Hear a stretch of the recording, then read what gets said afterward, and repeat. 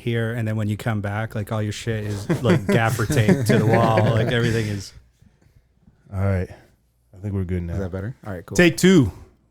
This is episode 218 of the No Hangover Podcast. Welcome back. This is your host, Eric.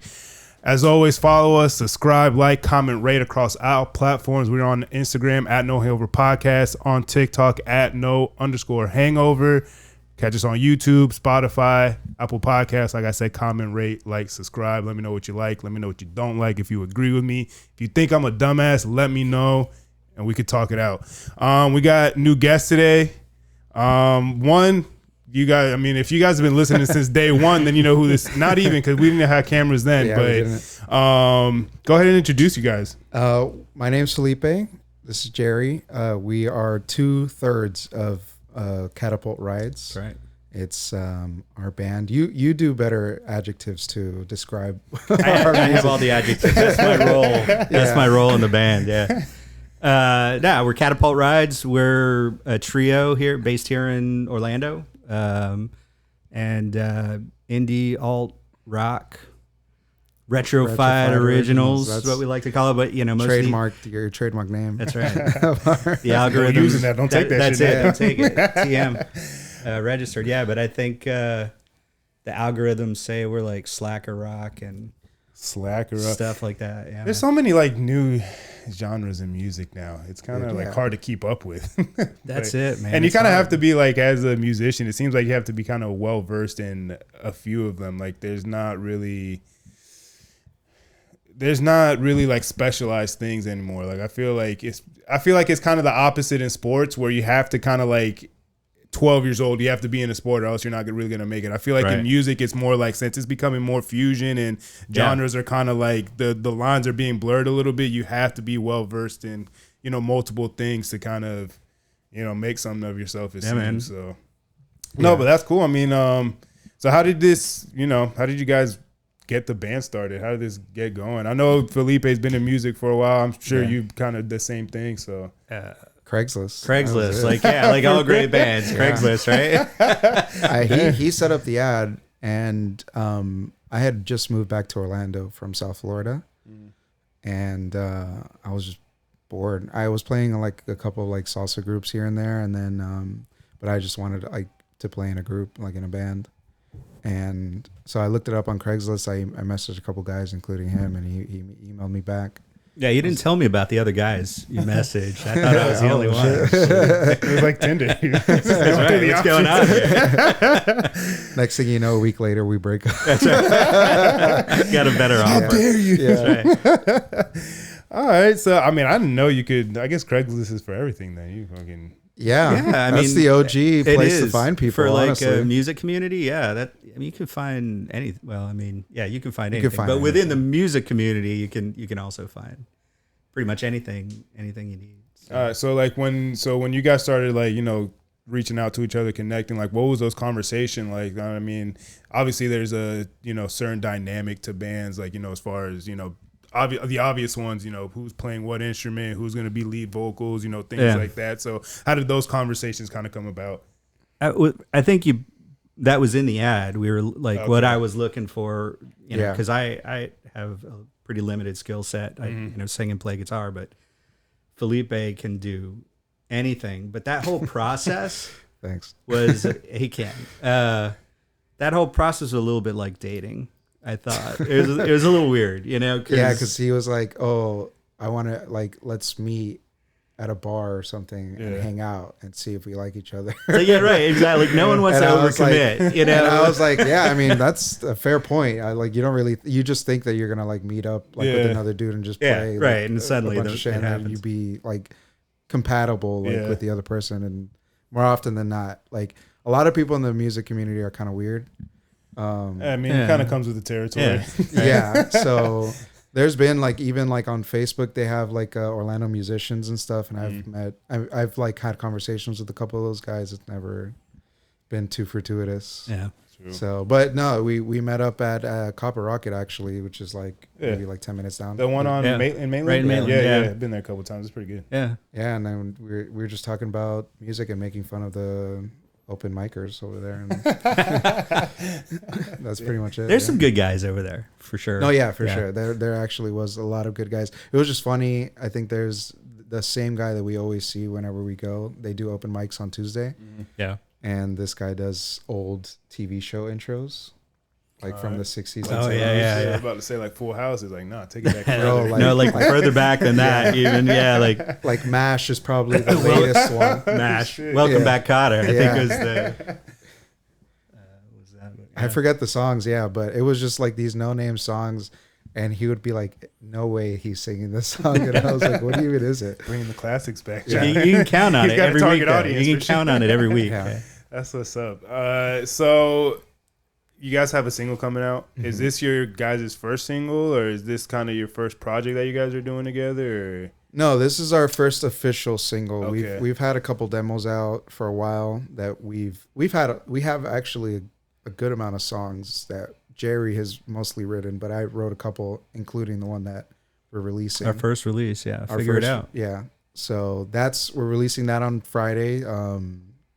What day is it? June 20th. June 20th. Yeah. And so sorry, he's so tapped into the music. He is right, exactly. And so we're releasing that song, and then we're planning on releasing, probably like 2 other singles, and then an EP later on this year. Yeah. So does it have a release date, the EP, or is not yet? So be glued to our socials. We're gonna be releasing. Try to keep up with it. Yeah. So what's the inspiration? What is it that I guess is the driving force behind this EP, and I guess pushing it out and making things a little bit more official? We've been playing for a while. Over a year now. Yeah. I would say close to 2 years. Year and a half. Time flies, man. Has it been 2 years? It's been almost 2 years, wow. I think. Well, when did we start? 23, right? I think it was 98 we started. Yeah. I was a year old in 98. Prodigy. Yeah. No, we've been playing for a while, and we all have full-time jobs, so it's kind of like hard to, when you look into the logistics of like putting out music officially, especially with like not having money. That's a big part of it. It becomes pretty cumbersome to like organize yourselves, get a scheduled time to like record a bunch of the stuff, have it professionally mixed, and to be honest, a lot of what we were learning a lot of the things like along the way. So we started just writing a bunch of songs together, like meeting up for like several rehearsals, once a week or so. Yeah. And throughout that time, we've written, I would say, close to 17 songs that we've played together. Oh yeah. So we've got 9 basically in the can, and official ones that we've played in front of people and stuff. New ones we're working on. So we've got a pretty big catalog at this point. It's just the logistics of keeping up with recording and mixing and now releasing, the amount of content that we have to distribute. It's time consuming, and it gets, especially when you're, talking about mixing and getting all these things done, it starts adding up. It starts costing and shit like that, especially like you said, if you're trying to get it professionally done and, get it sounding how you want it to sound. So it's something that is, something that you're going to be happy putting out to the public. Yeah. Mm-hmm. So, that it definitely gets time consuming and expensive. 2 of the fucking things that are money and time. Money and time. Yeah. It's the hardest thing to find nowadays. So. For sure. So what's you said you were mostly the songwriter, right? Well, I think what happens probably for most bands is like there's someone who brings a song to the table. It probably has most of the lyrics. And our process is whoever brings that, and at this point I had a ton of songs ready to go, and but everyone sort of writes their own part, so we get a feel for the song. We decide if we even want to pursue the song. Some songs you sit down with and go, it's interesting, but there's no vibe there yet, so you just sort of move on to the next thing.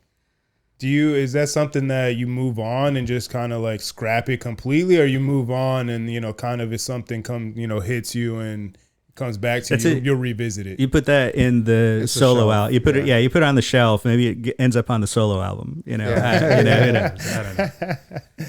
know. But there's been some that were like one that we actually been playing recently that he's like introduced, and either just we couldn't find like a good way to gel our sound together into that song, but then we've like, or he's like hey, let's play it one more time, and I play something cool, Matt plays something cool on the drums, and then it turns into like a song. We've had maybe like 2 or 3 of those that have kind of evolved in that way, that were like potential shelves, but have come back into actually being some of the more fun songs that we've been playing recently. I think the other big part of that too is that we have sort of similar musical tastes. So we sort of vibe on the same songs, and I think like most musicians, we're just writing music that we would like to hear ourselves, and it's inspired by that pool of songs that, we listen to in our daily lives. So we're lucky in that regard. I mean, that's the first that's the stuff you talk about when you're, interviewing or dating for, who's going to be in the band, So, I mean, do you have, I feel like, in life, everybody has some type of, inspiration and things like that. Like what are, bands or artists or musicians that, kind of pushed you into that direction of, there's something that I want to pursue. There's some, music is something that I want my life, like a part of my life.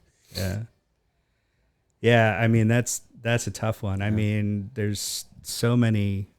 Early on, like blues was a big deal for me. I had a roommate in college. I had no money in college. My roommate had unlimited cash, and he just started buying guitars and CDs, and it was like, this world of blues opened up to me, and guys like, B.B. King, Albert King, Guitar Slim, like old Fleetwood Mac, which a lot of people don't know. Fleetwood Mac was originally a blues band, and that completely stuff different band influenced me early on, but there's been so many along the way. It's tough to say.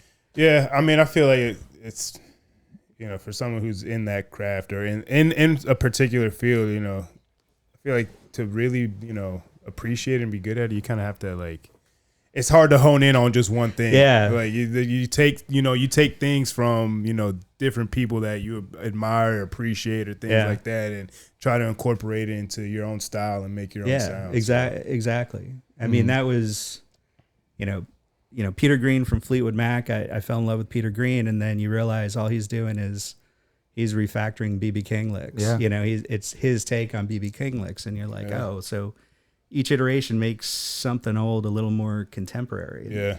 I think that's all most musicians do. Yeah. Mine is also very broad. I mean, I've just played so many different kind of genres and stuff. So, but in reference to our music, I mean, I'm a big fan of like when pop meets different sounds. Like, so like people like the Beatles, I think is a group that I would model some of like my writing to, specifically Paul McCartney, because you have the pop element of like the vocals and everything, but completely different recording sounds that had never been done before in the 60s, or different kind of song formats, things like that. And the Beatles were probably the first real group of musicians that I was interested since like the 2nd grade. Yeah. Oh shit. Yeah. So, but other than that, I mean, I really like Vampire Weekend, which it feeds into our sound a little bit. Those are, I think, my 2 main influences, at least for the music that we do here. And then a lot of like 90s alt rock. So like, like, you can definitely hear it. Smashing Pumpkins, Pixies. Yeah. A lot of that kind of, those kind of like semi-grunge alt rock groups from the 90s. How are the rehearsals like? Because I know those can be fucking tedious and very like, just. I think that's why most bands break up is rehearsal. Yeah. Like in my last band, it was grueling. It was all of us loading in and loading out for every rehearsal, and we have a good situation right now where we have a permanent studio. Oh, nice. All of our shit is set up. When we want to rehearse, we walk in and we just play. So that definitely helps. Makes a huge, exactly. Definitely It's helps. a huge difference. Yeah. You know it. Yeah, when you don't have to worry about, having a place or buying studio time or fucking having. Did I bring all the cables? Yeah. Did you still have to set everything up, and that takes time and all that shit. So definitely, it definitely makes things a lot easier when we could just go in there, and especially if especially in music or any type of like artistry, when you have the idea. You want to kind of just go and get it out and not have to sit around and think about other shit and set this up, because then it feels like it kind of takes away from the creative energy, the creative flow. So being able to just go somewhere and boom, let's get this. I have this idea. Like, can we meet up? Whatever, blah, blah, blah, and then go and get it in. So that definitely, I feel like that helps a lot. And as far as like, even like you said, just mitigating arguments and like little riffs and shit like that, because life gets in the way. Yeah. So. I mean, Felipe and I are pretty easy to get along with. Matt is difficult. Yeah. Damn, he's not even here to defend himself. Yeah, no, I'll defend himself. Matt's about the most chill person in the group. Yeah. Oh, that helps. And I think what really helps is that we're all really honest about like where we fuck up. Yeah. Like nobody really, I don't think anybody really has an ego in the group. And I think that's like, self-awareness is key. That's no, for real. Because it's hard to like, there's been some times I'm like, damn, my vocal sounded like shit. Or like Jerry would be like, I completely shitted on that bridge and I couldn't, play on it, or whatever. But it's like being honest about like how you can, and making the proper adjustments too. Like if you're just saying I'm shit every single time, every single take. Yeah. Then you're just shit. Like, it's like maybe you shouldn't be doing this. Yeah. So we need to find somebody else. Because no, that's what's up though. I mean, I'm I like Felipe knows I'm a fan of all different types of music. I listen to everything and anything. I think it definitely it helps your understanding of what you're listening to, and just having different people on and hearing just knowing what you're listening to. Yeah, man. What's your I know you said you started young with blues and things like that. Did you go to school for music, or is this just something that is just pure hobby and pure fun and something that you enjoy? I went to school for art. My background is in studio art, and for a long time that was an artistic, outlet for me. But as soon as it became a job, it was kind of tough to really. I love it in that I love the work, but it wasn't an artistic outlet anymore. So I came back to music. I played a lot of music in college. I was surrounded by people who played music. I spent a long time just playing in my room alone on the edge of my bed. And one day I said, you know what, I'm going to see if there's another group of guys out there who want to just jam. And that was the first band I was in. That was called St. John's Wake. And that band dissolved for various reasons. Kids are the worst. And no, I love kids. Happy Father's Day to me. But after that band dissolved, those guys are great. I mean, I still hang with those guys and play music with them, every so often. But just decided to put out an ad for something that I wanted to do. That band gave me the confidence to do this.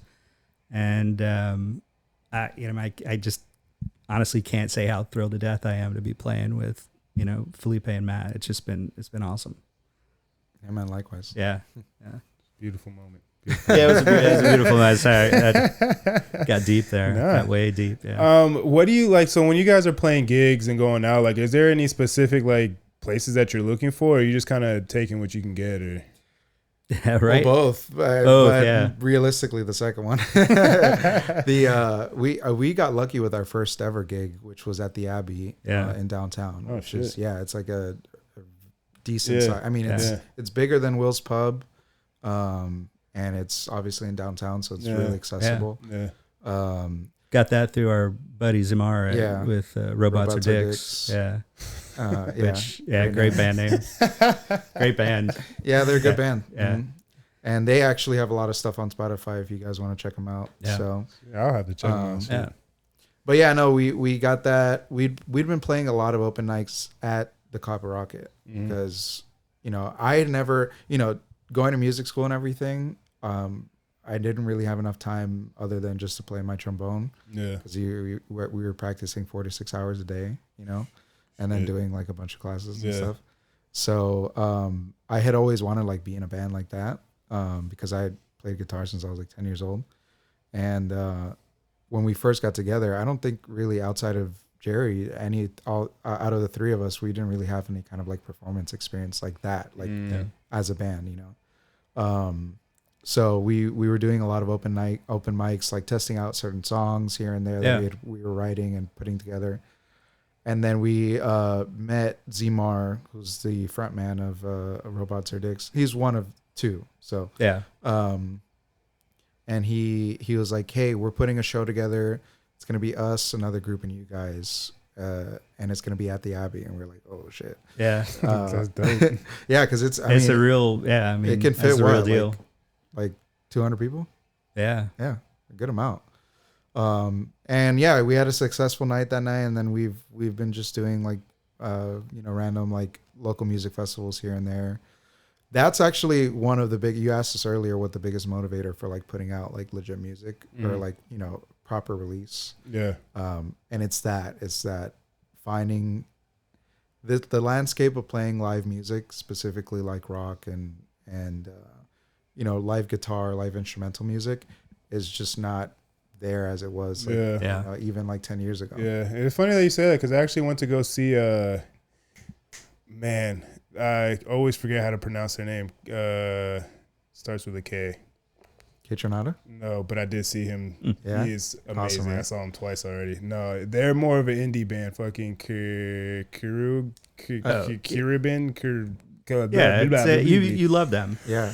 Oh man, hold on. Let me pull this up. Yeah. Damn, pull it up. Every time it's the guy plays guitar and she plays bass. Yes. Thank you. Every time I've seen them a couple times. That was fucking amazing. So they were good, great, right? But like seeing shit like that, it would definitely gives you that appreciation for people playing instruments live and playing I like music. Obviously K-Tronada is one of my favorite artists. I listen to a lot of rap, hip hop, so it is a lot of more of Fruity Loops and not necessarily live instruments, but I feel like when you're seeing somebody just fucking jam out and kill this shit, it is just a different experience. It hits you differently. So I feel like that is I can understand why you chasing that and trying to make that a little bit more bring it back a little bit. So I mean, I think everything has its own like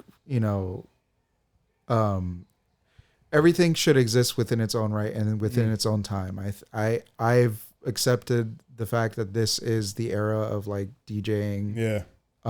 It's logistically speaking the easiest thing to bring. Not saying that DJing is an easy craft. It's not. Like I have a cousin who's pretty successful DJ down south in Miami, and the work he puts into just creating his mixes and like promoting himself, doing everything like is in itself an art. It's a talent, but it's also extremely easy just to pay one guy versus three guys. Right. At the minimum, three guys. Yeah. Or paying one guy and a sound guy versus three guys, their crew, couple sound guys to make sure that they're getting all the levels right. Like it just you can tell it's like the proper evolution of like live music in terms of promotion and making money within a venue.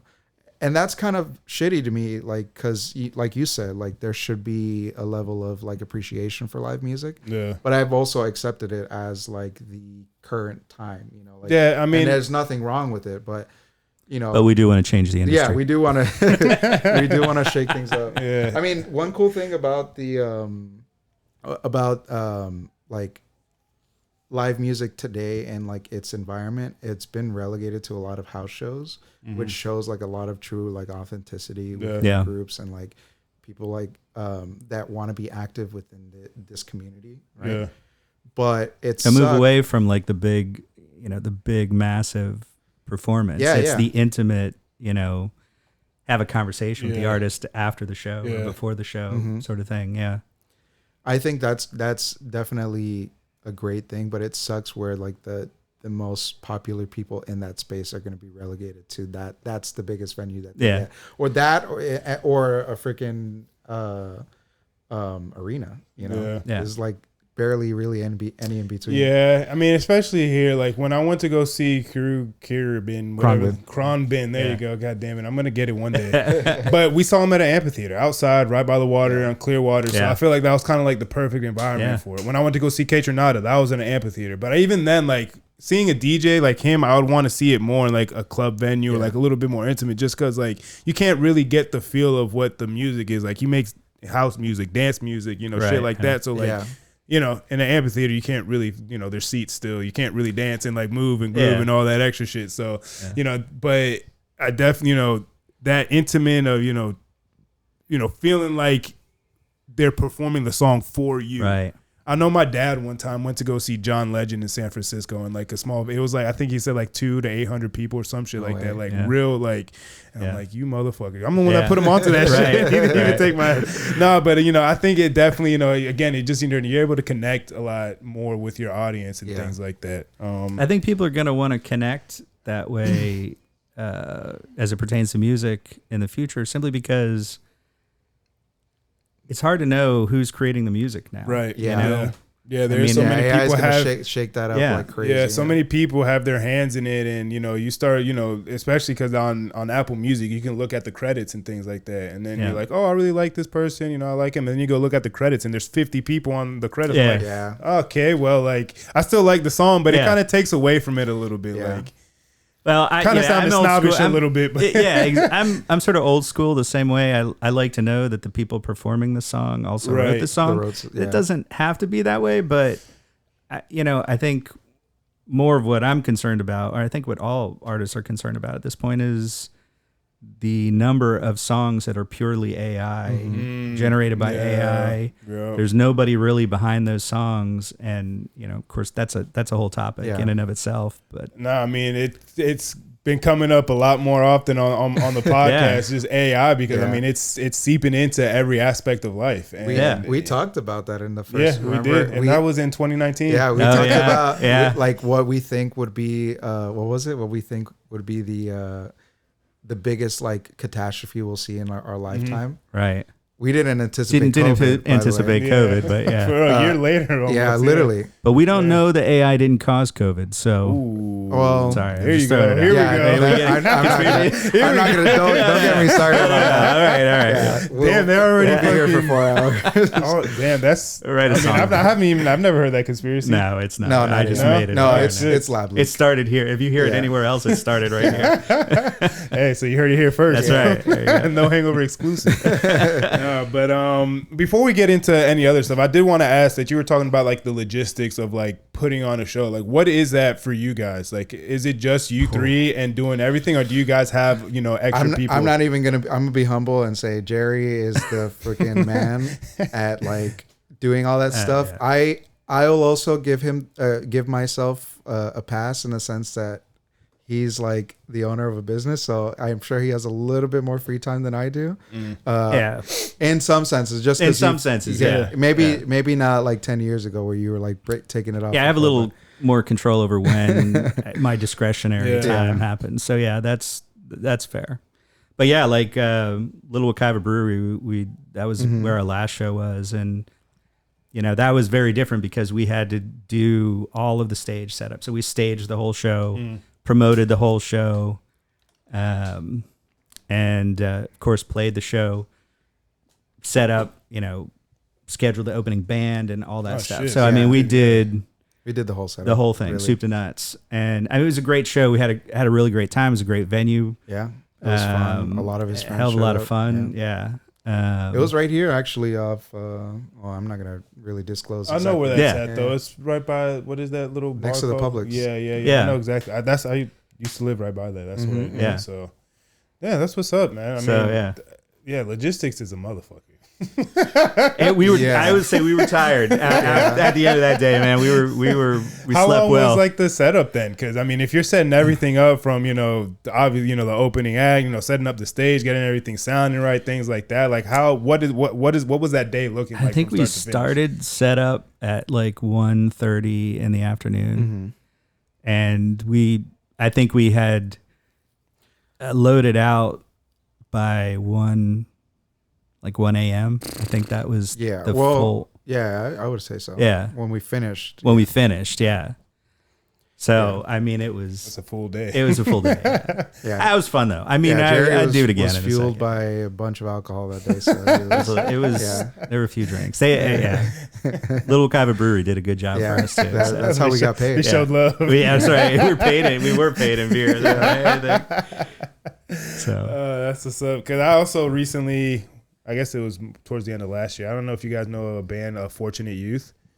They're like reggae, like indie band. But I saw them with my girlfriend over in Daytona Beach, right on the beach. Okay. But like kind of, that sounds fire. It was dope as fuck. The venue, it was literally right on the beach, so it was cool as fuck. But that was a smaller show. But then you start, we got there a little early. You start seeing people setting up. The amount of time and even just doing this podcast, like. I turn off this interface,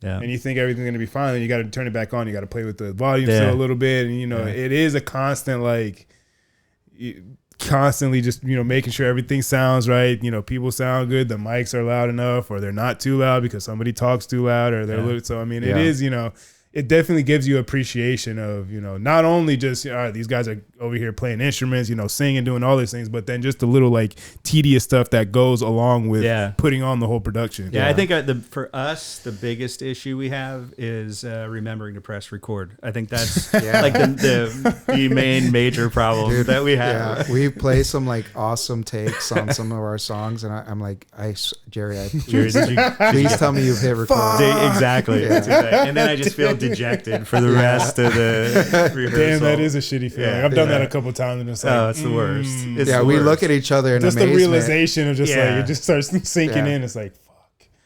Well, let's run it from the top. And you're just not gonna get that. I'm like, you're not gonna get that shit again. Right. I'm sorry. Right. That solo came from God himself. Yeah. That is wild too. Like really, just. And you see it a lot in music, trying to, with artists that, had a moment and then they might have fizzled out and they try to recapture the moment. It's like, as a fan listening to music, you don't realize how hard it is that are not even it's just sometimes impossible to get that moment back. Like you were saying, I did this right now. There's 1 in 100 times that this moment is going to happen again. Is there anything that you guys do, I guess, to kind of, I don't know, in rehearsal and something doesn't go wrong, to kind of keep the energy up, to not get too down on yourself and things like that, to, so you're not wasting a rehearsal time or anything like that? That's a good question. I don't know. Yeah, I don't know. I mean, I think mainly we are really supportive. If Felipe was mentioning that before, we are supportive. We don't always hear when someone messes up or doesn't maybe hit it quite right, but we know it after the fact, and we're just supportive in the process. I mean, honestly, live music or just jamming together. I mean, if all we did was jam together, that would be great. I mean, we do it because we just love to play and we get it out, and the mistakes are part of live performance and the fun of it. I think, to see stuff produced, reproducced exactly like it is on the album, it's impressive when you see it. You see a band like Tool, how do they even do it? But there's some groups that can replicate it really well, and it's that level of performance tenacity is very admirable. But it's also a different level of where they're at musically, or in their musical careers. Right. A couple of three guys with full-time jobs. Yeah. You know what I mean? We're still trying to find our people. That's really where we are at this point. I mean, do you find that difficult, as far as finding an audience or finding, who's listening to your music and, kind of honing into that? Or Yeah, I mean, right now it's, you know, we don't have a huge following. You know, be the first. Mm-hmm. Like and follow. Go ahead. Yeah, Go right. ahead. Say you found us. No, but I mean, get ahead of the curve. Yeah. Right, exactly. I think we're, you know, we believe in the songs. We're going to keep playing the songs and improving them. We're going to keep writing songs. Mm-hmm. And you know, hopefully we just grow organically. You know, that's the goal. Yeah, no, for sure. I mean, it definitely is it's a nice feeling when people start kind of, you know, recognizing what you're doing and shit like that. Yeah. And so I mean, I personally feel like organic growth is the best growth. Mm-hmm. I mean, you can, you know, especially nowadays with social media, you can buy followers and there's certain things that you could do, but you know, at the end of the day, it's not anything that's going to be like long lasting or, you know, anything that's really going to be, you know, to me worth a damn. Like, right. It's empty followers and empty listeners at that point. So, you know, I'd rather have, you know, 50 people that are actually like listening to what I'm saying than 1,000 people that are just kind of like skimming through and just kind of, you know, all right, whatever. Like, totally agree. Yeah, and I think there's also something to say like doing art without expectations feels really nice. Like, especially coming from the classical world and like having to do everything meticulously, like how like orchestras would want you to like sound, versus finding your own voice or really just doing it for the sake of doing it, other than, you know, for other people's ears. Like, you know, I think that's kind of why a lot of our songs have meshed in the way that it does, because I don't think, on top of the fact that we don't really have the expectation that our, you know, if it takes off, cool. Yeah. You know what I mean? Yeah. If it doesn't, then I'm still like, you know, playing music with my friends. Like, I think that's another cool aspect of it. And I think we each, when we play together, don't really have that same expectation for each other either, which makes the blend feel so seamless when we play, like when we, you know, record some of the songs. I don't know if you've like taken a chance to like listen to some of the demos or anything. I've skimmed through the Instagram. I know your band page just followed today. So I've been able to kind of go through and listen and things like that, but I haven't really gotten a chance to like sit down and actually like listen to it. You know well, and that's fair. The big reason why we're here is because for the release. So, but if you do have a chance to listen to it, I think one of the things you'll notice is nothing feels forced, and I think that's really important. A lot of music nowadays, especially pop music and, you know, highly produced stuff, like Jerry was saying, feels a level of like, we got to get this. It's got to be something. We're trying to make this. We're striving for a certain thing that. Again, you know, I feel like with most, you know, art and things like that, like it has to come naturally, kind of has to come to you. And most people that I talk to, most artists, musicians that I've talked to have said their best shit has come from, you know, just one random night in the studio. And you know, it was just, you know, everything just lined up. Everything just lined up. And, you know, the voice was sounding right. And the sound, you know, my sound guy was getting everything right. And the mixer dude, you know, everything was just lining up, and boom, we got this. So, I mean, it definitely, I feel like that is, you know, like you guys were saying, that kind of does get lost in today, especially now that it's, you know, so much easier to kind of gain that notoriety because of social media and things like that, you know, you don't necessarily have to, you know, be skilled or talented in anything. You just, you know, again, you could just have a moment and that shit just takes off. Yeah. It can happen to anyone, which is a beautiful thing, but also like, I feel like it oversaturates the market with a lot of shit, because I'm a firm believer that the cream always rises, and if you have some type of talent, you will shine through. But like, for as much as I am for taking out the middleman and, you know, giving the people the option and the power to, you know, put their own shit out, again, you know, that just opens the door for just a ton of bullshit and a ton of just like, oh, well, I'm just fucking around and seeing what the fuck happens. And hey, again, cool, great. I'm glad it's there. But then, you know, again, it makes it a little bit harder for the people who are actually trying to do something and actually trying to, you know, make something worthwhile. Yeah. So any kind of media nowadays, and you probably experienced this with this podcast, is like on top of doing the art itself or on top of doing the entertainment, whatever you're doing, you also have to be an expert social media marketer. Yeah.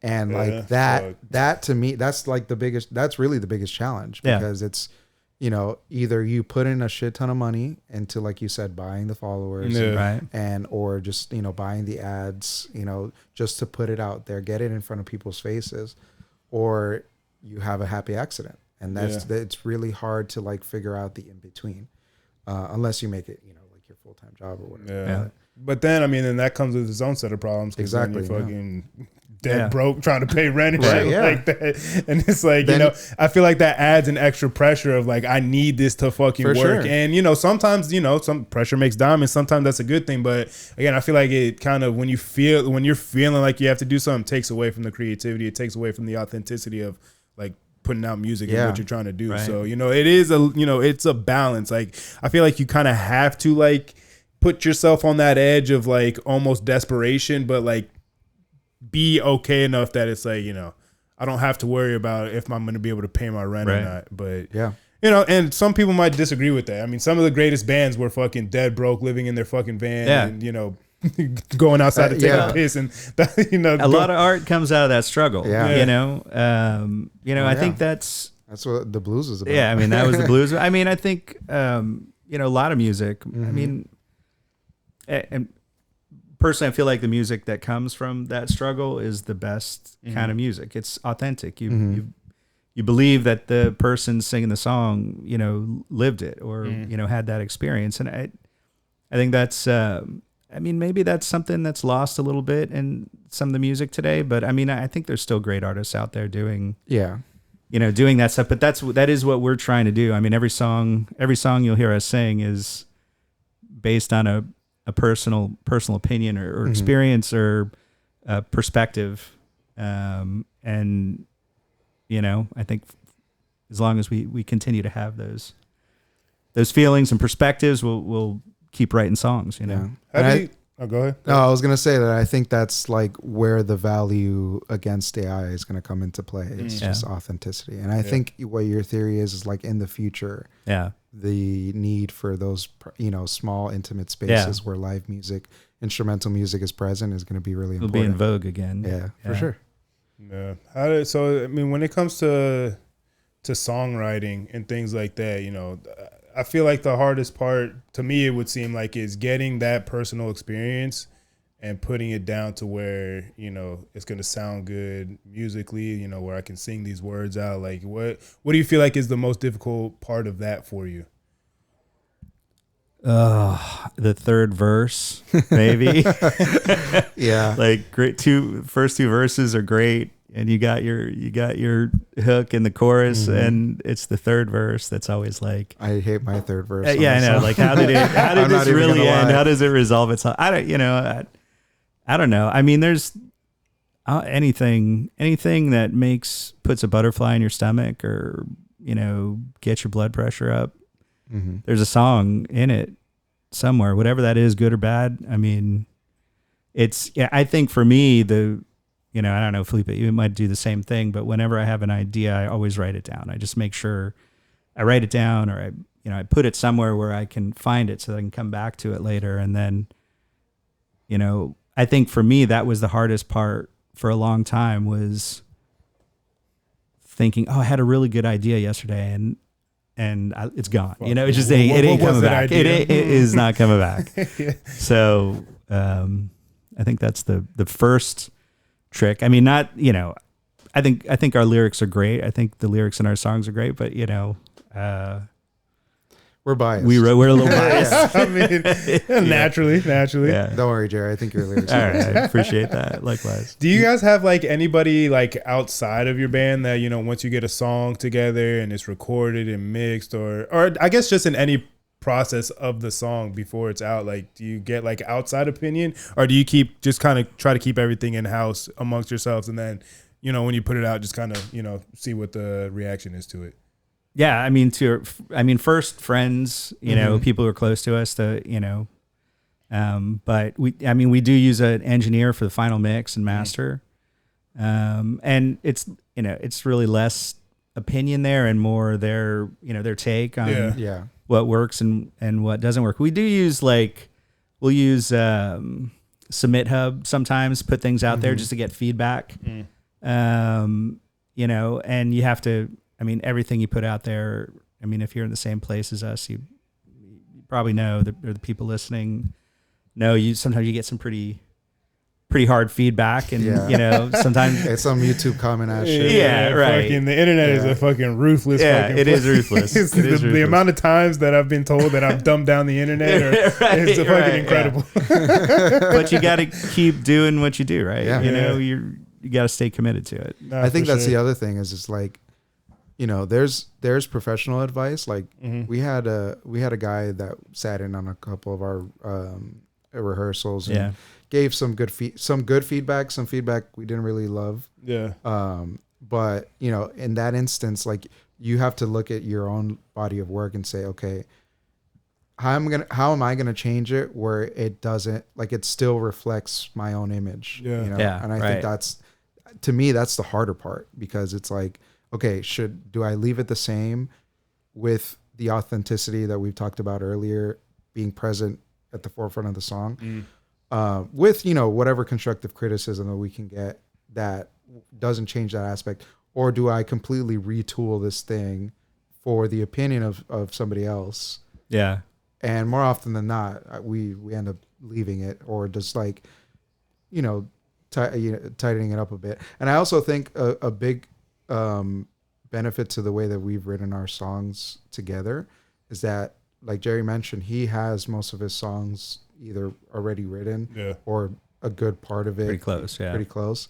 And I think what we do add, or like I would interject and say, I think this would sound awesome if this was faster. Or I think this would sound awesome if we had, there's a lot of words in this sequence. Let's put something in the middle and build some separation here. Well, you totally rearranged Sanibel Moon.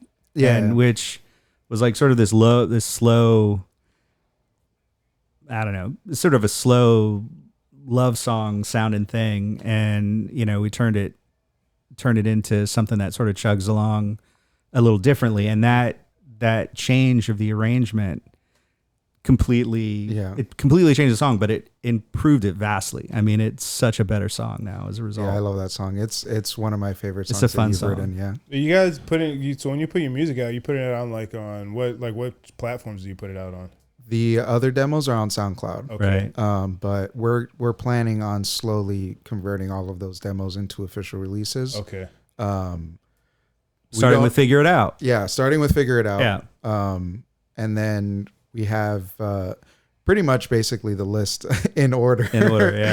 Of like how we've like arranged our set list on how we're going to release it. We don't know if after the EP, we're going to just go straight into an LP. That's just a conversation we're going to have in the future. But this process in it of itself is going to take several weeks, months even. So, but I mean that sort of speaks to the release strategy of just releasing singles over time. It's not, we have all the songs in the can right now. Actually, I mean, we've recorded everything. Yeah, it's but now it's not like it used to be. You have to release a single at a time, and hopefully through the release of those singles, start to grow some listeners. I mean, really, what we want to do is pick up gigs around town. Yeah, that's while we can, goal. We picked up a few here and there. We continue to pick them up, but it's it's slower than we'd like. Yeah. So, have you guys ever been to Tanqueray's downtown? Yeah, I could see you guys playing there. Where's that? It's downtown. Yeah. Damn, what intersection is it at? It's like if you're going. Fuck, I haven't been downtown in so long. I don't even remember but it's like a little like basement bar type shit. Okay. It's a cool spot. I've been there and like I've seen a couple bands play there. And I mean it's off nice Orange? Like by Wall Street? It's right on Orange. It's Orange, and where's that? What where that Taco Bell cantina is? Yeah, church. It's I think. Literally, I think it's right across the street from. Okay. Yeah. So, but I don't know why that kind of came to my head. I feel like you guys would. Hey, if you know anybody there, tell them. I mean, if you guys, we're trying to play. Yeah, whatever. I'm trying. Like I've been, really kind of this past couple months, really, getting tapped into the rap scene. In Orlando and shit like that. So I've been, I'm gonna start going out to events more. Start making connections that way, face to face. I've had a few people on that are pretty tapped in. to that scene. I got this guy coming in on Wednesday that we're about to record that he's pretty influential in that scene. So I'm starting to kind of, start seeing and, figuring out my way around the land a little bit. So, once I get that going, like I'm here to I'm a music lover. I love all types of music. So if I could help in any type of way, like even if it's just showing up to your gigs and awesome. and supporting, like by all means, because more often than not, our gigs are free. So I'll throw you a couple ones. Yeah. Bonus. But I feel like what you guys are doing is, again, it's needed a little bit in this time where everything's so digital, everything's so rushed, everything's so, it seems like everything's just sped up and it's now. Yeah. Mm-hmm. When you see people taking their time to put something together and craft something that, they're taking time and they're putting their hard work and effort into it, that's something that I always appreciate, and I always, yeah, man, thanks. Yeah. Salute to you guys, because that shit is not, it's hard, especially life, it gets in the way, there's a million different things going on, a million different responsibilities that you got to attend to and shit like that, just on a day-to-day basis that, there's a lot of reasons not to do rehearsal, but you gotta, it's hard. Sometimes I get off work at like 6 and I'm like, if I go home, I'm not going back out. Yeah. So I have to force going straight to rehearsals, and I'm like, bogged down by the day or whatever. Yeah. But it's always fun. It's always revitalizing. Yeah. Like I dread it a little bit just before, but then when I get there, I'm like, what? Yeah. I have a beer with him. Yeah. We talk about how much he hates Steely Dan. And what? Yeah, I mean, just to listen to. I'm sure they're great guys. Do it. Dude, yeah, because Matt and I, the drummer and I love Steely Dan. Yeah. And he cannot stand Steely Dan. It's like, did you ever watch Superbad where he's like, Steely Dan can gargle my balls? That's right. I feel strongly. Oh, shit. Similarly about did he that. Did he have a bad experience or something? No, he PTSD from he lived through when they were popular. Yeah, no, I lived through when they were a thing, man, and it just felt like they killed both jazz and rock and roll at the same time. Damn. Yeah. So that's literally what our conversations are. Brilliant musicians. Man, fuck, if they're listening, that would be awesome. Right? Yeah. Cool. I hope. Comment. Fucking talk shit a little bit. That's just one. That's one guy's opinion. Whose opinion probably Mr. Really Steely matter. Dan is also going to hate our band now. No. Who knows? Maybe a beautiful connection can come. Yeah, that's right. Cool. Yeah, we do a Catapult We all Rides learned a little Steely something Dan. here.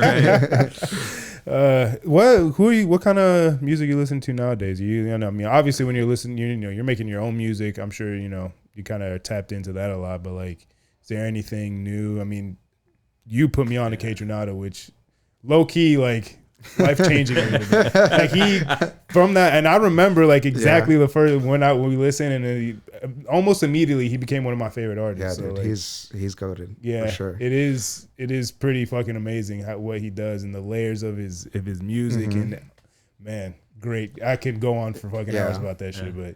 He comes from a huge line of like awesome producers that I think inspired him, like Sango. I think I put you on Sango too. Yeah. Knowledge, a lot of the like MF Doom inspired producers. I listen to, I've been listening to a lot of hip hop recently. I've been listening to. You like Don Toliver? You put me on Don Toliver actually, and I like Don Toliver. I wouldn't say he's my favorite, but I like him for sure. I kind of feel bad that people were clowning him about him dating Kali Uchis. I don't know. They're clowning him. No, they're clowning him because they're saying that he is not the same. She's out tier. Of his league. Yeah. I mean, fuck. Somebody called him like a bacteria from the Middle Ages. Ooh, and I was like, Jesus, that's brutal. Yeah, hey, the internet is really mean. I think I got his feedback on one of our songs. Maybe. Meanwhile, Don Toliver's over here fucking doing world tours. No, he's millions of dollars. Yeah, has a baby with Kali Uchis. I mean, I always say when I start talking shit about somebody who makes more money than me, I'm like, he makes like 10 times more money than I'll make in my lifetime. Yeah. So I can't even talk shit. Hey, who knows? Maybe this shit pops off and you guys fucking take it to the never top. know. Yeah, Take it to that'd the be cool. fucking moon. That'd be cool. I actually don't. Things like that makes me not want to be famous. You know what I mean? Because like I don't want people to call me a bacteria from the Middle Ages. Yeah, but for the right amount of money. Yeah, I mean, honestly, but even fair. now, because like even now that I've been posting a lot more on social media and shit like that, like, you know, I get a lot of likes, but the people who comment are the ones who are going to say fucking negative shit and fucking try and shit on you. And, you know, I just take it in stride. I think it's pretty funny because something, you know, they think they're hurting my feelings, but it's like, no, you're helping me out. Like, keep on commenting. Yeah, like, I'll keep go, going. like, at first I was just liking it, but then, like, I started realizing if I engage with it, you know, more people will go to it and it gets in the algorithm more. So I started, you know, commenting back and all that shit. But there was this one dude, and I mean, I don't know if this is a hot take. I don't think it is because the numbers back it up. But I think Rihanna is better than Beyonce, more successful, you know, as far as numbers and things like that. I like but her music better. Same. And, you know, there's no shade at Beyonce, you know, just kind of preference. Like, obviously, it's, you know, they've both done fucking a lot of fucking great shit. Yeah. And they put out a lot of great work and things like that. And I think it does come down to preference. But if you look at the streaming numbers and things like that and just individual success, Rihanna has done more by herself. Yeah. You know, by herself. Yeah. But some dude took that little 5-second clip and fucking proceeded to shit on me. Oh, man. Talking about, like, I don't know shit. Like, no, it's not that he doesn't know shit. It's that he is talking shit. Like, the shit that comes out of you. It was fucking hilarious. Yeah. I was actually hoping that it got a few more views because I kept on looking back and it only got like a couple likes. Any publicity is good. Right. Publicity. And at this point, because I do a podcast, it's like, you know, I feel like with music or with acting or like with painting and things like that, it's a little bit different. But I'm like, you know, I'm trying to kind of get people riled up a little bit. You're trying to do something that gets people talking. I mean, that's what it's about. Yeah. So, I mean, it's a little different because I take it for what it is. And, you know, I have a slick mouth myself, so you know I don't mind going back and forth with somebody and you know whatever, like it's just internet shit, so I don't take it too personal, but you know it is definitely you know the people who are going to comment first are definitely the ones that haters, gonna you know try and shit on you. So. Well, I would rather be hated on for like the dumbass shit I say than like for like just being me. Right. Yeah, but people are gonna fucking hate on you regardless. No, I mean that's the fucking reality of it is, you know, and that's something that, you know, I feel like I learned at a, you know, pretty young age, but also through this podcast is that it is impossible to please everybody. Because I started, you know, when I started this, it was me and 3 of my friends that we started it, and then just kind of slowly, you know, people started falling off for whatever reason. There were some creative differences and things like that. And just like you, like they're still my brothers to this day. Like we still hang out, we still talk and all that, but like, you know, when you're doing something that involves some type of creativity or some type of, you know, putting yourself out there, you know, people are gonna, you know, take it personal sometimes. When it's like it's not personal, it's just it's the fact of the matter. It really is never personal. No, it's not. No. You choose to get butthurt off of like if you're trying to respond off a guy that, I mean, doesn't have millions of subscribers on YouTube for some dumb shit he said about Rihanna, like you can clip this dude. I don't care. Shit, you're a dumbass. Like, no, it is. I mean, but it's again, you know, it's. I feel like it's also a sign of, you know, you're doing something right. It's a sign of some type of you're having some type of success. You know, on what scale that is, you know, that depends. But you know, I feel like once you start getting people who are, you know, again, you know, shitting on you because of your fucking whatever take, then it's or you know shitting on you because you know you played this string wrong in this part of the song and fuck you, and like when they start nitpicking that little shit, it's like all right, like for your opinions on Steely Dan. One thing that made me laugh, actually, we got a little bit of hate, not really hate, but so you can submit songs like when you're like we're in this process of pre-saving it because our songs are already on Spotify and Apple Music. Yeah. But it's just, you know, it's not available. It's not available. Yeah. But so you can submit your songs into like these playlists for people to like, you know, put it with other songs that might work with it. And one of the things, what was it? He was like, this is too overproduced for what this playlist is.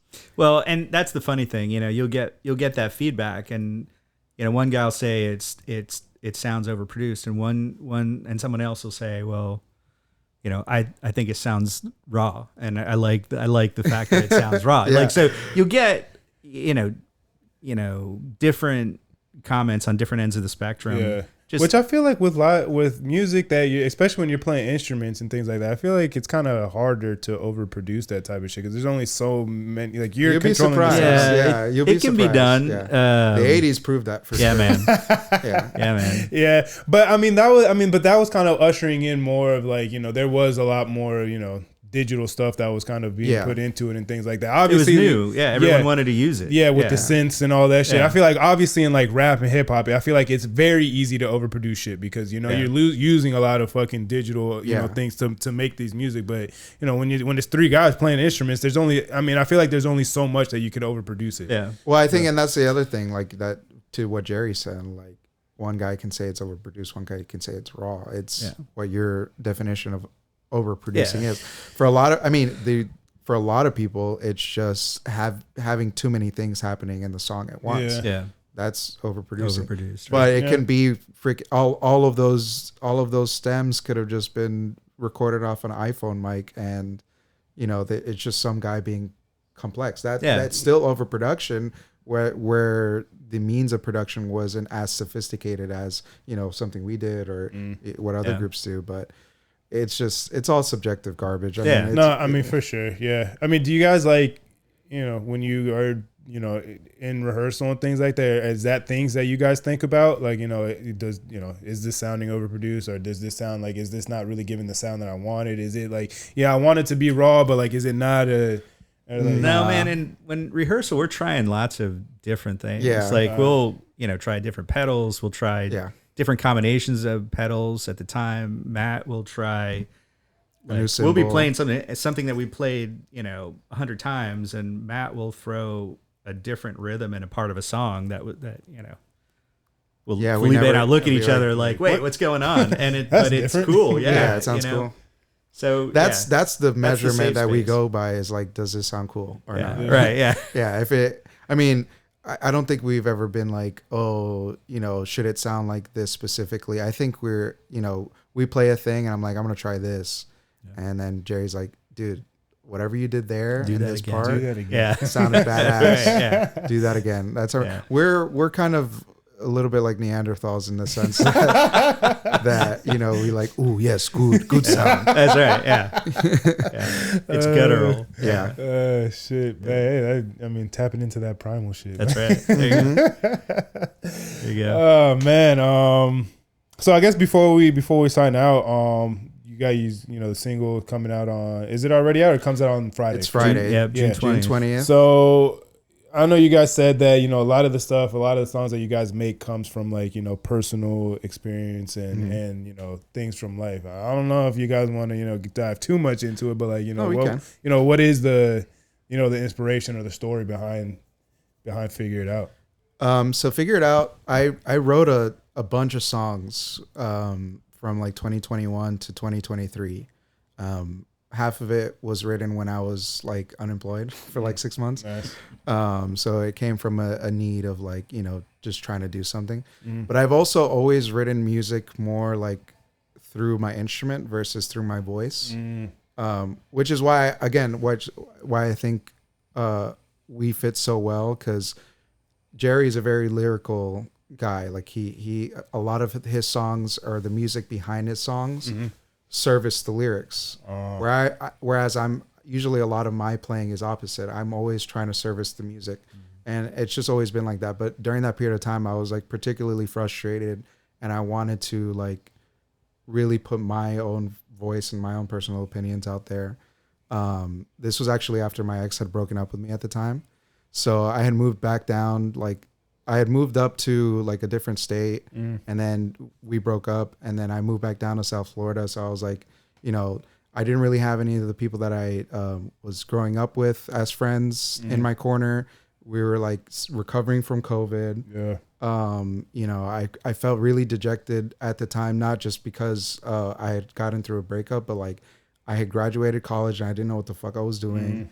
So it was like a bunch of like cascading like emotions at once. And I wrote about 3 songs for our group that we have during that period of time. So they all have like similar themes of just trying to find a way. But this one was one of the first ones that I started to write.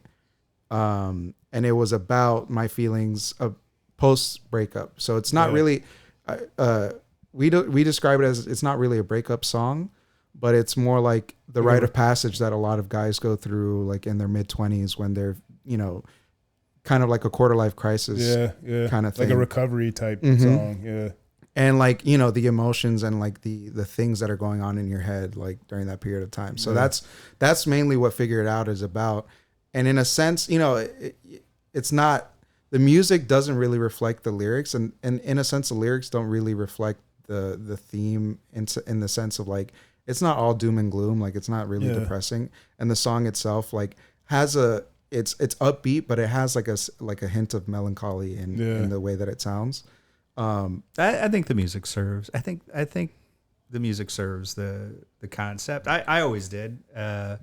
You know, because we say it's a breakup song, but it's really a recovery song. It's really about the growth that happens after that breakup. Yeah, and I always say this, you know, to people close to me, like that was probably one of the best things that's ever happened to me because I feel like it made me the man I am today, you know. And I think that song is like a good like time capsule as to where my mind was the first like 6 to 8 months during the period of time. So there's also cool like you know, the other I don't know if the other two songs will be in the EP. We're kind of we just got the next one back from the engineer. So okay, cool. I haven't sent it out to you guys yet. So. Oh shit. Yeah. So we'll probably, if you want to schedule us for another podcast, we'll see. we could talk about that one too.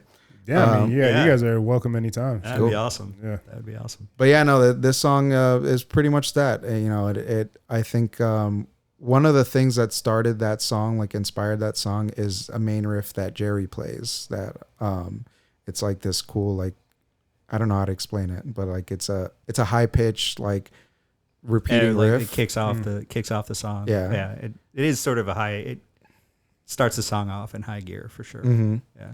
And that led into like, you know, the way that the chords were set up. And Jerry talks about the third verse. I like the third verse now just because I have to stand behind it. But when I first wrote it, I'm like, damn, this is shit. I love it. That's good. It works. It works. I think people can relate. I think it's a super relatable song. You know, I hope people spend time, you know, leaning into it. No, for sure. Yeah. Well, I mean, that kind of opened another question in my head. Like, because I feel like for me, at least, you know, listening to music and things like that, you know, if it's something that, you know, is going on in my life at the time and I'm listening to a specific album or something, like, you know, whenever I go back and listen to the album, it definitely, you know, it takes me back to that time. Now, that's me as a listener. Like you guys as the ones that are actually making the music and you know, putting your emotions and feeling out there. How's that feeling for you? Like when you make a song and you're going through the feelings at the time and you get it done, and then maybe 2-3 years later, you know, you come by it again and, you know, it kind of like, oh shit, damn, I remember, you know, what I was feeling when I was writing this or when I was, you know, playing this or whatever. Like, what is that feeling like? That's a good question. I don't know. Well, we talked a little bit about this, and I think I had asked you the question, like, I mean, does this song like bring you, you know, any emotion at this point? And I think your answer was like, well, not in the same way it did when I wrote it. Yeah, no, it's I think the word time capsule is a great, and like what you said, like when you listen to a song, you know, back in 2016, you kind of think of that period of time. Yeah. I don't think it's exactly the same, but it is very similar, like feelings about like, I think it's also, you kind of like, it's like kind of like looking at a picture of yourself. Yeah. You know what I mean? Yeah. And you're like, oh shit, like I grew a lot, you know, like, or like, oh, that was a crazy haircut or whatever, you know? So, yeah. You know, it's kind of, you look back with, you know, rose colored, you know, rose tinted glasses, whatever that phrase is. But yeah, that's pretty much how I view it. I know that a lot of your songs that you've written were like, you know, from like 5-10 years ago too. Yeah, I mean, I think one of those songs I wrote in 2014. But you know, they're they came out of a lot of emotion. Now sometimes I think about the lyrics and I think, what the fuck did I think about that? Like, what was I thinking when I wrote that? Like I think in my mind now it has merged with the music. You play it and you sing it and it feels right. But I don't sometimes I will think about the lyrics and get personally emotional about them when I'm singing them. Yeah. I think that's important. Hopefully a song does that for performers. It does for me. Not that I'm a great performer, but I try to sort of feed off that. Yeah. No, I mean, that definitely, because I'm like a wannabe fucking musician. Like, I play the piano a little bit. I mean, he gave me some lessons a while ago. I have this guitar here that I've been trying to learn for a little bit, but like, I'm definitely like a big music fan, and like I'm very knowledgeable on it and shit like that. So it is very, whenever I'm able to sit down with artists and musicians and kind of pick their brain about things and things like that, it just gives me that, extra perspective that I guess I'm looking for and things like that. So hardest part is starting. Yeah, you just got to do it. I got these turntables over here too that I'm gonna start using. So that's a great segue into like getting in the vibe of playing, because you have to think about like. Well, I did, when we first started the podcast, like I was putting out playlists and curating them and things like that and putting them out on Spotify and Apple Music. So I want to start getting into that first again, start curating these playlists, and then, work my way into, mixing them and things like that. And then, maybe putting them out on SoundCloud or whatever the fuck I'm saying. But it is definitely, and me and you talked about this and that was something actually that I wanted to ask, because me and you talked about this when you were giving me lessons and things like that. Like, what was kind of like my fear? What was holding me back? Because, obviously it's something that I like, but, kind of that, I don't know, I guess just that fear of failing at something that I enjoy and that I want to be good at and things like that. Like, how often do you guys have conversations like that you guys are kind of like, having deep, like real conversations to, really understand the other person. And, you guys are in a band making music, like being vulnerable, putting yourselves out there. So, I would imagine it's, a little bit more often than not. Yeah. It's just me spewing my opinions at you. Yeah, that's right. All right. I get it already. I mean, part of the reason that I wanted to get into a band, I loved playing music. I thought I had some interesting songs. But I had horrible stage fright.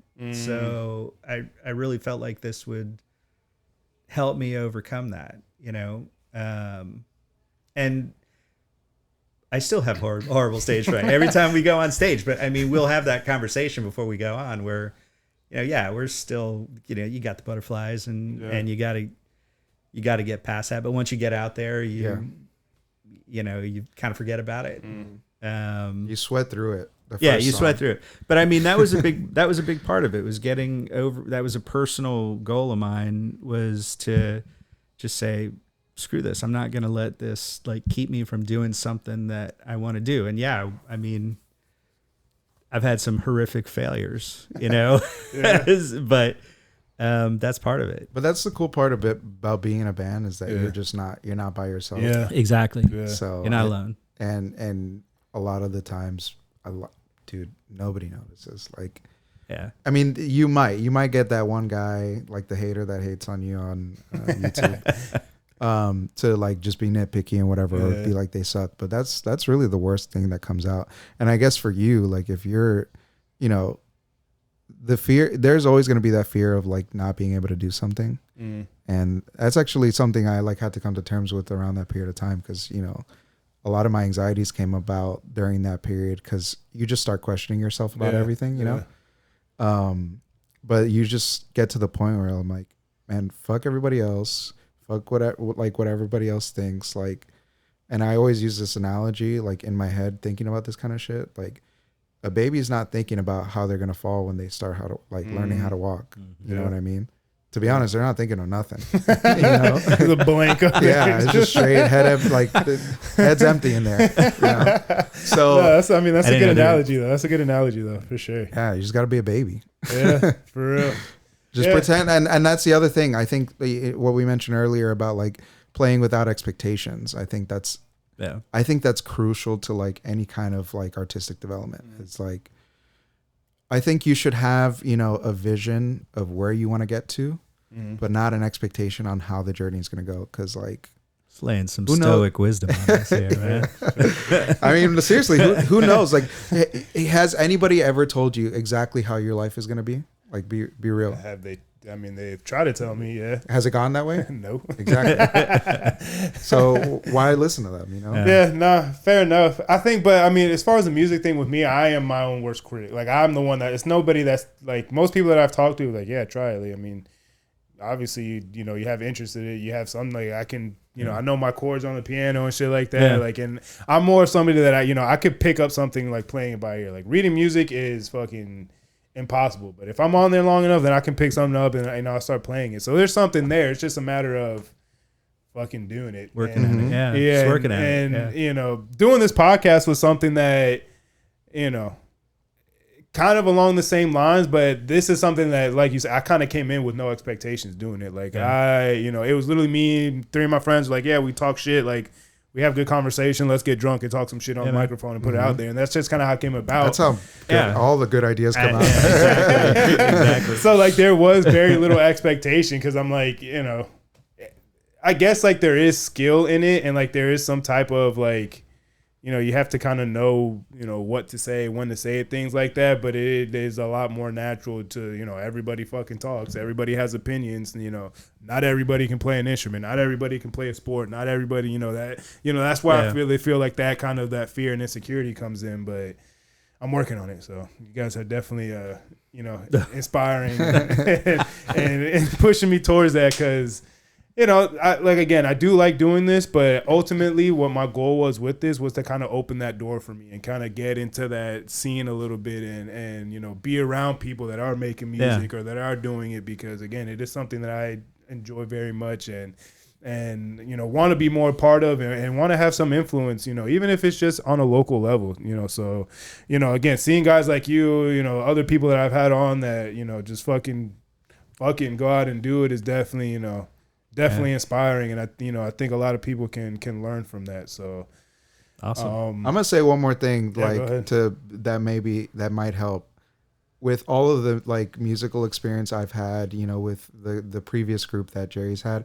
I feel like all of the experience we've had as a group has been new experiences. So like no matter what, you know, like no matter how much you accumulate in knowledge, like the whole development cycle is going to be you doing something new. Yeah. So it's like, for sure, that's what you want. Why do it if it's not something new? I mean, that's why I'm here. Mm-hmm. You told me, you know, 4 years ago I was going to be having a conversation, you know, on a podcast. Like, what are you fucking talking? No, I'm not going to be doing that. So here you are. Here I am. Hopefully we have many more. Right? Hopefully we have many more. But yeah, again, I mean, I appreciate you guys coming on. This was the first of, you know, kind of like, you know, indie, you know, rock band that I've had on. So, you know, hopefully, you know, if you guys know anybody else that wants to be on the podcast, send them my way. Whenever you guys want to be on, you know, whether it's promoting, you know, the single like right now or, you know, when your album comes out or whenever, you know, hit me up and we'll make it happen. So I appreciate it. This is episode 218 of the No Hangover Podcast. Make sure you like, subscribe, follow, rate, comment. Tell me what you like, what you don't like. Felipe, Jerry, thank you very much. Thank you. Thank you. Single comes out. Figure it out. June 20th. Yeah, pre-save it on catapultrides.com. You can plug Apple your Music. Yeah, there you go. Plug Spotify. your social medias up. What else? Apple Music, Spotify. Look for the pre-save link on catapultrides.com. You're also going to see that link on Instagram if you follow us at Catapult Rides. Is there an underscore there? It's on Instagram. We're not on Discord. We're on TikTok. Yeah. YouTube. That's all the big all names. The main Discord. Ones. Yeah, Discord next year when we can afford it. Yeah. Well, I appreciate you guys. We'll do this again sometime. Everybody love everybody. Deuces.